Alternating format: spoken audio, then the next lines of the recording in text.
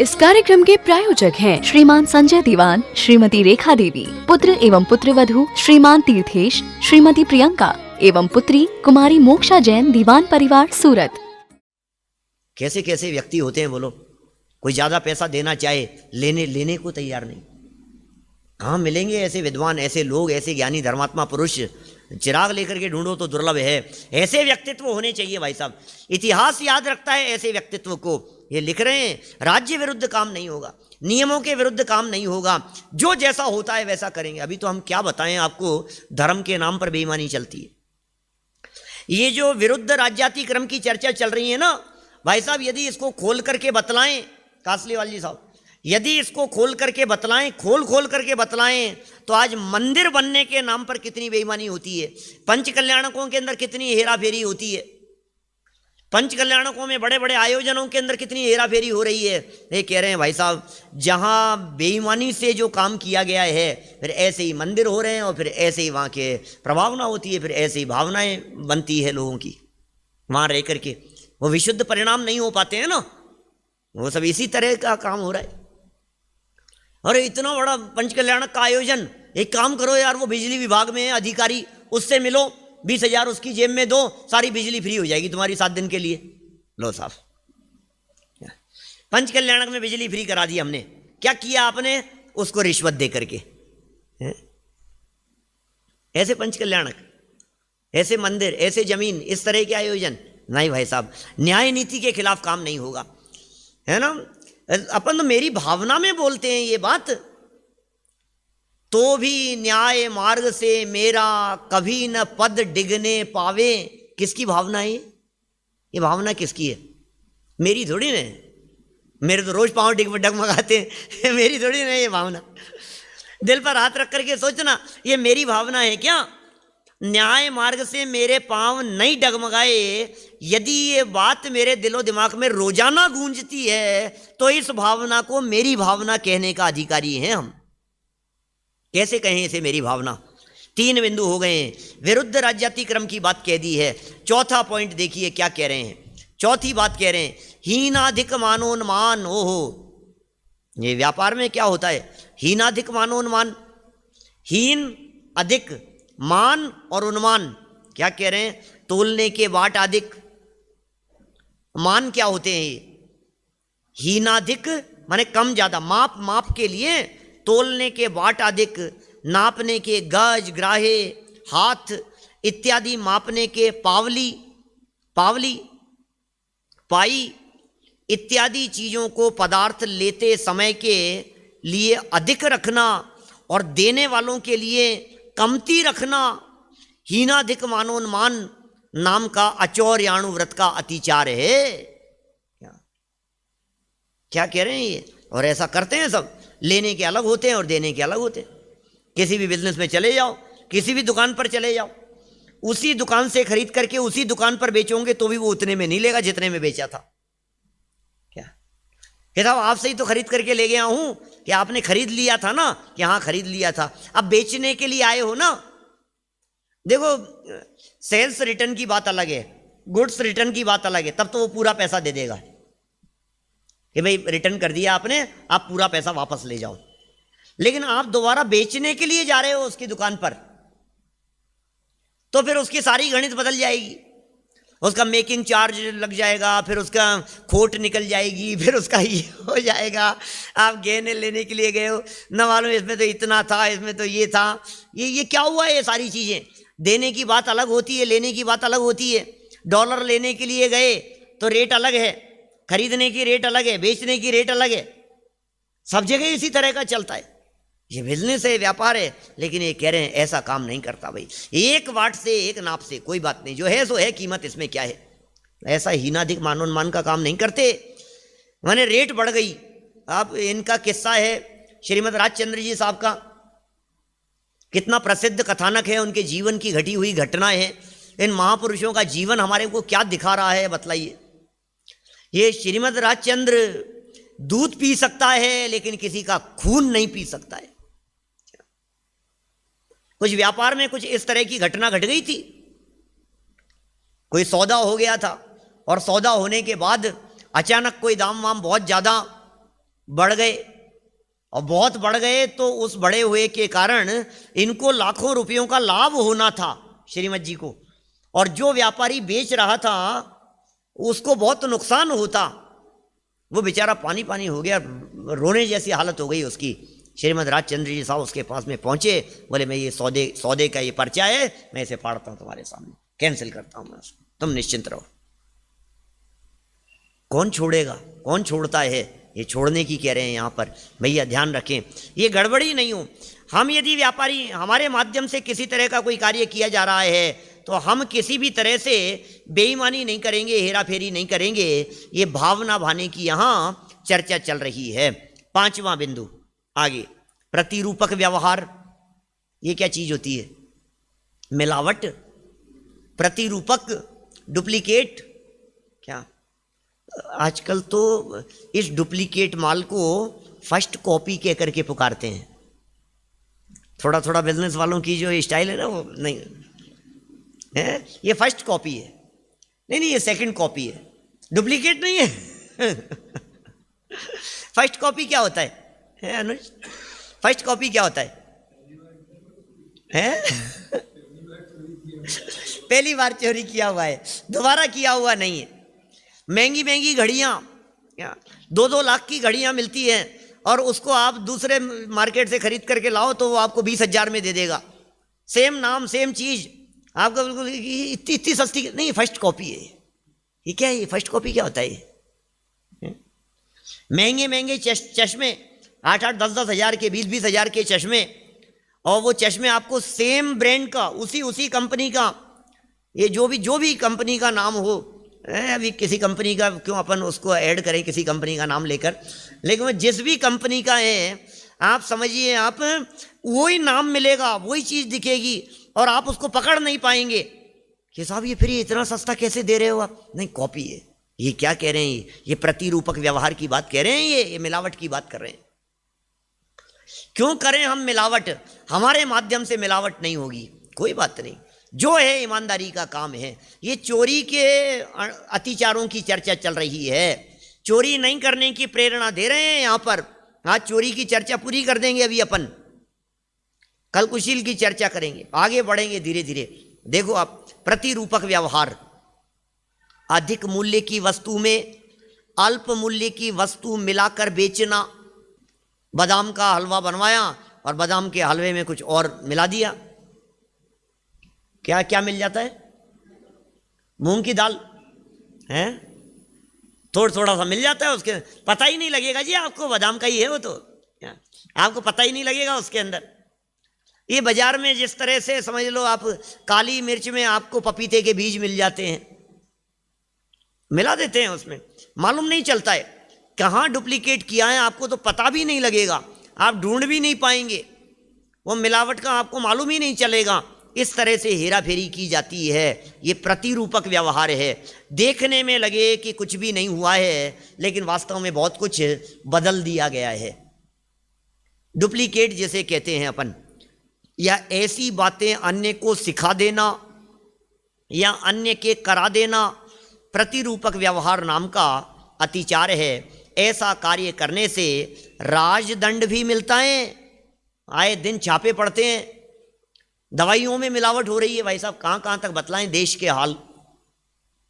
दवाइयों में हो रही है, खाने पीने की चीज़ों में हो रही है, कितनी कितनी मिलावट चल रही है। डुप्लीकेट घी, असली घी नहीं मिल रहा है, असली गेहूं नहीं मिल रहा है, आटा दाल चावल में सब जगह मिलावट आ रही है।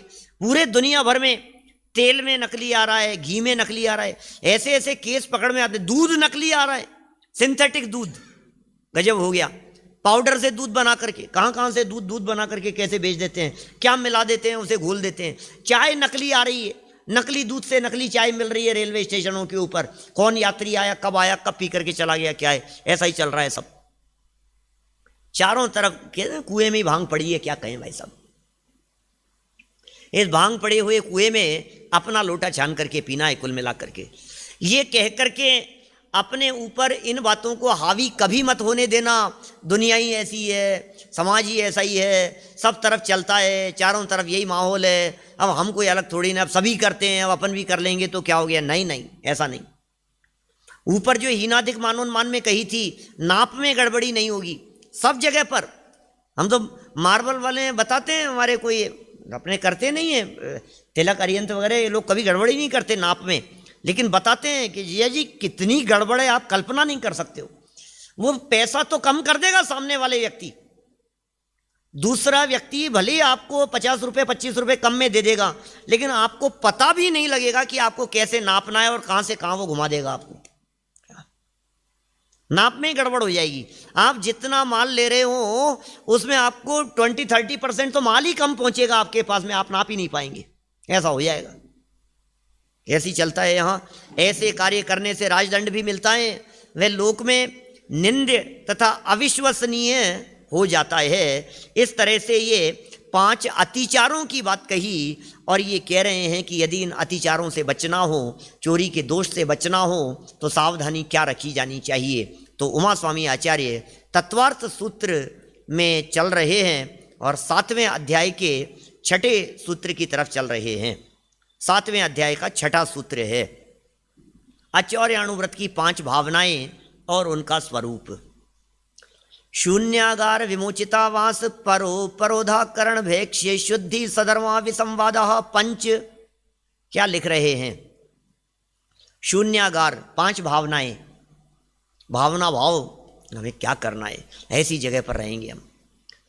आचौर्य की भावना भाव, चोरी नहीं करने की भावना भाव, आचौर्य महाव्रत की भावना भाव, ऐसी भावना भाव कि सब कुछ त्याग करके संयम अंगीकार करेंगे, महाव्रत अंगीकार करेंगे, ऐसी भावना भाव। जिनकी भावनाएं उत्कृष्ट होती है, जिनकी तमन्ना उत्कृष्ट होती है, जिनकी सोच ऊंची होती है, जिनका चिंतन, जिनका दृष्टिकोण बड़ा होता है, समझ लीजिए वे इन भावनाओं के माध्यम से इन सब पापों के ऊपर विजय प्राप्त कर लेते हैं। सबसे पहली बात कह रहे हैं यहाँ शून्यागार, शून्य स्थान पर रहने की बात कर रहे हैं, शून्यागार। नंबर 2 पर कह रहे हैं विमोचित आवास। विमोचित माने छोड़ा हुआ, आवास ऐसी जगह है। परोधाकरण, परोधाकरण माने रोकना नहीं, बलपूर्वक, हठपूर्वक। नंबर 4 भैक्ष्य शुद्धि, भिक्षा में भी शुद्धि। और नंबर 5 सधर्मा विसंवाद, सधर्म अविसंवाद। ये आचौर्यानुव्रत की 5 भावनाएं हैं। इनका विशेष विवरण इस प्रकार है, जरा इन 5 के बारे में सुनिए क्या लिख रहे हैं आचार्य देव। शून्यागार क्या होता है भाई साहब? आगार कहते हैं घर, आगार कहते हैं स्थान, आगार कहते हैं निवास स्थान, ठहरने की जगह है। कई बार बसों के आगे पीछे लिखा रहता है आगार। आगार ये क्या है? उनका डिपो जहाँ है वो आगार है, वो है ना। इसी तरह से शून्य आगार, ऐसा घर जो शून्य हो, ऐसा घर जिस घर में कोई नहीं रहता हो, शून्यागार। शमशान, वो भी शून्य है, कौन रहता है शमशान में, कौन रहे। गिरी की गुफा, गुफाओं में, और नदी तट या वृक्षों के कोटरों में रहने की भावना करता है। शून्यागार में भावना ऐसी है, कहीं ऐसी जगह पर जाकर के बस जाओ जहां किसी तरह का कोई लाग लपेट नहीं हो, शून्यागार, कोई नहीं हो। आप ऐसे स्थान पर जाकर के रहेंगे, ऐसी भावना यदि आप भाते हैं तो निश्चित ही आपको चोरी से ऊपर उठ जाएंगे आप। शून्यागार, ऐसे स्थान पर रहने की भावना भाते हैं ज्ञानी धर्मात्मा पुरुष। नंबर 2 विमोचित आवास, आचौर्य की भावना की बात कर रहे हैं। गृहस्थ जिस स्थान को रहने से छोड़ गए हो, गृहस्थ छोड़ करके चले गए हो, मकान सूने पड़े हो, मुनिराज ऐसे स्थान पर आकर के रह लेते हैं। खंडर हो गए हैं, खाली स्थान पड़े हुए हैं, गांव के गांव खाली हो गए, बीच में कोरोना के समय में खाली हो गए, पहले से महामारी वगैरह के समय में हो जाते हैं इस तरह के, और वहाँ से गांव खाली करा दिए जाते हैं। बाढ़ में, भूकंप में, फिर कुछ नहीं है, वहाँ कोई नहीं रहता है। अब वो गवर्नमेंट दूसरी जगह पर उन लोगों के लिए आवास अलॉट कर देती है, मकान बना करके गवर्नमेंट दूसरी जगह दे देती है उनको, वो खाली पड़े रहते हैं, तो जंगल हो जाते हैं वहाँ। तो मुनिराज यदि उधर से गुजर रहे हैं, कोई त्यागी वृत्ति यदि वहाँ है, तो वो उस स्थान पर रह सकते हैं, क्योंकि वो विमोचित आवास है। विमोचित माने छोड़ा हुआ, आवास माने रहने का स्थान। गृहस्थ जिस स्थान को रहने से छोड़ गए हों, जिसमें दूसरों का झगड़ा नहीं हो, उसमें रहना विमोचितावास है। फिर आगे 3 नंबर पर आगे बढ़े अपन। परोपरोधाकरण। परोपरोधाकरण बोले अन्य के स्थान में बलपूर्वक नहीं ठहरना और ठहरे हुए को बलपूर्वक हटाने का प्रयोग नहीं करना। और ये परोपरोधाकरण नाम की भावना है। पर अपर क्या कह रहे हैं, ये रहने के लिए आकरण, परोपरोधाकरण ये कह रहे हैं। कभी ऐसा होता है भाई साहब, जैसे देखो त्यागी व्रती लोग होते हैं ना, संयमी लोग, उनके लिए इस प्रकार की भावना कही गई है।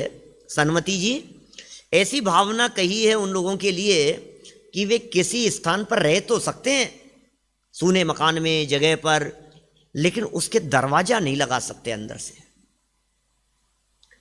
आपने यदि कहीं रुक करके दरवाजा लगा लिया, गेट बंद कर लिया, तो फिर आपको उसमें चोरी का पाप लगे, फिर आपने उस पर अधिकार जमा लिया अपना। जो मुनि और त्यागी लोग होते हैं ये तो बहते पानी की तरह होते हैं, किसी को रोकेंगे नहीं। आप जिस जगह पर आकर के बैठे हैं वहां यदि कोई दूसरा व्यक्ति आकर के बैठ रहा है तो बैठे, पशुओं को भी नहीं रोकते। गाय आकर के बैठे मुनिराज के बगल में तो बैठने देंगे कि नहीं? कुत्ता आकर के बैठे तो बैठने देंगे या नहीं? बैठे तो बैठे। और यदि वो नहीं बैठने दे रहे हैं, इसका मतलब जिस जगह पर वो बैठे हैं उस जगह को उन्होंने अपना मान लिया कि ये तो मेरी जगह है, यहां तुम कैसे बैठ गए, या ये कैसे बैठ सकता है, या ये कैसे आ जा सकता है। तो इस तरह की भावना रखने में वो चोरी का पाप लग रहा है उनको, उस जगह को चुरा लेने का पाप लग रहा है। ये त्याग की भावना की बात कर रहे हैं यहां। 3 नंबर का बिंदु हो गया परोपरोधाकरण, अन्य के स्थान में बलपूर्वक नहीं ठहरना और ठहरे हुए को बलपूर्वक हटाने का प्रयोग भी नहीं करना, परोपरोधाकरण नाम की भावना है। 4 नंबर भैक्षी शुद्धि। लोग क्या कह रहे हैं यहां? भैक्षी शुद्धि क्या है? कर्म के क्षयोपशम के अनुसार प्राप्त हुआ भोजन। भैक्ष्य मतलब भिक्षा, भिक्षा मतलब आहारचर्या। प्रसंग चल रहा है आहार के संदर्भ में, आहार संबंधी चर्चा चल रही है। और ये कह रहे हैं कर्म के क्षयोपशम के अनुसार, कर्म का क्षयोपशम जैसा भी क्षयोपशम था, कर्म का क्षयोपशम क्या कहेंगे? अंतराय कर्म का क्षयोपशम, वीर्यांतराय कर्म का क्षयोपशम, लाभांतराय का क्षयोपशम, उपभोगांतराय का क्षयोपशम। समझ गए ना? अब ये इन कर्मों के क्षयोपशम में वस्तु प्राप्त होती है। अंतराय कर्म का उदय हो तो मिलता हुआ लड्डू नहीं मिले, और भोगांतराय कर्म का क्षयोपशम हो तो लड्डू मिले। तो भोजन के संदर्भ में भोगांतराय कर्म का क्षयोपशम होता है तो खाने पीने की सामग्री प्राप्त होती है। कर्म के क्षयोपशम के अनुसार प्राप्त हुए भोजन को शांति के साथ ग्रहण करना, जैसा मिल गया है उसे शांत परिणामों से ग्रहण करना, उसमें हर्ष विषाद नहीं करना। यह हर्ष विषाद, आज तो क्या भोजन ही अच्छा नहीं मिल रहा है, 3 दिन हो गए, क्या किसके घर में चले गए भोजन करने के लिए? ये तो राजस्थानी लोग थे, इन्होंने तो पता नहीं क्या बना दिया। कई बार ऐसा सुना है भाई साहब नरेश जी, ऐसे सुना है लोगों के यहाँ, वो चूरमे की बात सुनते ही हुए पता नहीं क्या अजीब सा है, ऐसा लगता है जैसे कोई बजरी हो या क्या है, ये मिट्टी है, क्या क्या क्या होता है ये? क्या खाते हो राजस्थानी लोग? ये क्या होता है ये चूरमा? ऐसा लगता है, मैंने कई लोगों से सुना भाई साहब ऐसा, कई जगह पर। बोले हमने कभी नहीं खाया अपनी लाइफ में, लेकिन सुना है कोई ऐसा मिट्टी जैसा होता है। क्या क्या क्या होता है ऐसे? कैसे खाओ उसको, कैसा लगता होगा? ये कह रहे हैं भाई भोजन जैसा भी मिल गया हो, शांति के साथ, शांत परिणामों के साथ बैठ करके उसे भोजन को ग्रहण करना, उसमें हर्ष विषाद नहीं करना। अच्छा मिल गया तो हर्ष नहीं, और अच्छा नहीं मिला तो विषाद नहीं, और न उसमें आर्द्र रौद्र परिणाम करना। ये भैक्ष्य शुद्धि नाम की भावना है। आर्द्र परिणामों में आकुलता होती है, रौद्र परिणाम में प्रसन्नता होती है। परिणामों में अत्यधिक प्रसन्नता है तो रौद्र परिणाम है, रोने के परिणामों में आर्त ध्यान होता है, और हंसने के परिणामों में रौद्र ध्यान होता है। तो न रोना और न हंसना। ये गजब हो गया। हंसे नहीं तो क्या रोए क्या, कि नहीं रोए नहीं तो हंसने तो दो, कि नहीं ना रोना ना हंसना। ये कैसी बातें कह रहे हैं ये तो वीतराग भाव की चर्चाएं करती है जिनवाणी। जिनवाणी वीतराग भाव की बात कहती है। आर्त रौद्र परिणाम का करना, ये भैक्ष शुद्धि नाम की भावना है। अंतिम पांचवी भावना क्या है, सुनो जरा ध्यान से। पांचवी भावना क्या कह रहे हैं, बड़ी गजब की भावना है। चोरी की भावना के संदर्भ में कह रहे हैं, चोरी त्याग की भावना के बारे में कह रहे हैं। सधर्मा विसंवाद, सहधर्मी पुरुषों से किसी कार्यवश खोटे कारण मिल जावें तो भी शांत परिणाम रखना, क्योंकि ये साधर्मी है। साधर्मियों के साथ में विवाद नहीं करना। अरे साधर्मियों के साथ में विवाद करेंगे तो अपने भी परिणामों में आकुलता होगी और उनके भी परिणामों में आकुलता होगी। साधर्मियों के साथ में विवाद करेंगे तो अपने मोक्ष मार्ग को भी अवरुद्ध करेंगे और साधर्मी के मोक्ष मार्ग को भी अवरुद्ध करेंगे। भैया ये तो जनवाणी का मार्ग इस तरह का है। साधर्मियों के साथ में करो तत्व चर्चा, साधर्मियों के साथ में करो आराधना, साधर्मियों के साथ में करो वस्तु स्वरूप का विचार विमर्श, साधर्मियों के साथ में ये चर्चा करो कि आराधना कैसे की जा सकती है, आत्म अनुभव कैसे किया जा सकता है, इस मनुष्य जीवन को सफल सार्थक कैसे किया जा सकता है। ये चर्चा साधर्मियों के साथ करने योग्य है। साधर्मियों को इन चर्चाओं में मत उलझाओ, खाने पीने की चर्चाओं में। साधर्मियों से ये चर्चा मत करो कि आपके यहाँ बिस्किट खाए थे बहुत अच्छे, उसकी रेसिपी लिख करके देना। क्या इन चर्चाओं में मत उलझाओ साधर्मियों को। साधर्मियों के साथ में चर्चा कैसी होनी चाहिए, कोई विसंवाद नहीं, कोई विवाद नहीं। अरे दो पैसे यदि साधर्मी के साथ में किसी डीलिंग में कुछ कम ज्यादा भी हो जाए तो विवाद नहीं करना, कोई बात नहीं, साधर्मी है हमारे। पैसा कहां जा रहा है, बिजनेस की डील यदि होती हो साधर्मियों के साथ में करना। क्या आपके पैसे का लेन देन, आपके घर में पैसा साधर्मियों का आना चाहिए, आपका पैसा साधर्मियों के यहां जाना चाहिए। ऐसा ये साधर्मी तो हैं लेकिन पैसा ज़्यादा लेते हैं, कि कोई बात नहीं, पैसा ज़्यादा लेते हैं लेकर के शराब तो नहीं पिएगा। क्या दो पैसा ज़्यादा लेगा तो कम से कम कहीं वो उसको इधर उधर अय्याशी में तो नहीं उड़ाएगा। कम से कम शुद्ध सात्विक जीवन तो है। उसका पैसा यदि कहीं लगेगा, आपसे यदि दो पैसे उसने ज़्यादा कमा भी लिए तो पंच कल्याणक की बोली लेकर के वहाँ धर्म क्षेत्र में लगा दिए उसने, क्या फर्क पड़ गया है, घूम फिर करके पैसा तो सही जगह पर पहुँचाए। साधर्मियों के साथ में किसी भी बात को लेकर के साधर्मियों के बीच में विवाद नहीं चाहिए, विवाद नहीं चाहिए, आकुलता का कारण नहीं बनना चाहिए, कषाय का कारण नहीं बनना चाहिए, क्योंकि कषाय के परिणाम आराधना में बाधक होते हैं। साहब ये सब चर्चाएं यद्यपि लौकिक जीवन संबंधी चर्चाएं हैं, श्रावकाचार्य है, जीवन जीना सिखा रहे हैं, लेकिन ये बेस तैयार करता है। जब परिणामों में निराकुलता होती है तो तत्व ज्ञान हृदय में प्रवेश करता है। परिणामों में आकुलता हो रही हो और आप ला करके बिठा दो स्वाध्याय करने के लिए, उसका दिमाग ही नहीं लगेगा। आकुलित परिणाम वाले को तत्व की बातें हृदय में कैसे जाएगी, उसके दिमाग में कैसे बैठेगी वो बातें। जब तक चित्त शांत नहीं होगा, जब तक मन शांत नहीं होगा, जब तक मन में शांति नहीं होगी, तब तक ये जिनवाणी की बातें अंदर नहीं जा सकती हैं। इसके लिए जरूरी है ये विसंवाद नहीं होना।